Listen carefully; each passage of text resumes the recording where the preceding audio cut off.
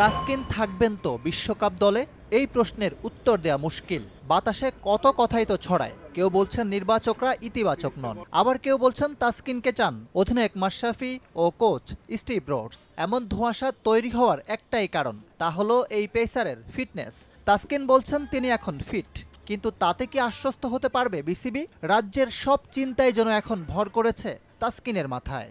ভালো না করলেই সুযোগ পাবো না, বা ফিট না থাকলে সুযোগ পাবো না, ডেফিনেটলি তেমনই প্রেশার। কিন্তু এটা একটু বেশি প্রেশার, যে বিশ্বকাপটা তো একটা স্বপ্নের মঞ্চ।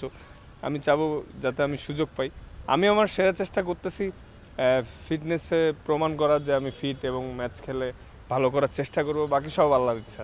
এদিকে ছোটখাটো ইনজুরি থাকলেও সাইফুদ্দিনের দুশ্চিন্তা নেই। বিশ্বকাপ দলে জায়গা পাওয়াটাও প্রায় নিশ্চিত।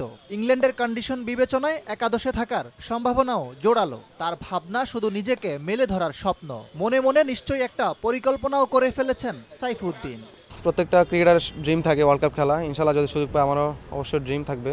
এর পাশাপাশি যেহেতু ইংল্যান্ডের মতো কন্ডিশনে খেলবো, অবশ্যই নিজেকে প্রমাণ করার জন্য ভালো একটা মঞ্চ ওয়ার্ল্ড কাপ। আবাদা এদের মতো আমরা 150-তে বল করতে পারবো না, বাট আমাদের যেগুলো স্ট্রেংথ আছে 130-তে বল করা, সুইং লাইন মেনটেন করে বোলিং করা, আমরা ওই জিনিসটাই ফলো করবো। ইনশাল্লাহ আমরা যদি এটা মেনটেন করতে পারি, অবশ্যই আমরা ভালো কিছু আশা করা যায়।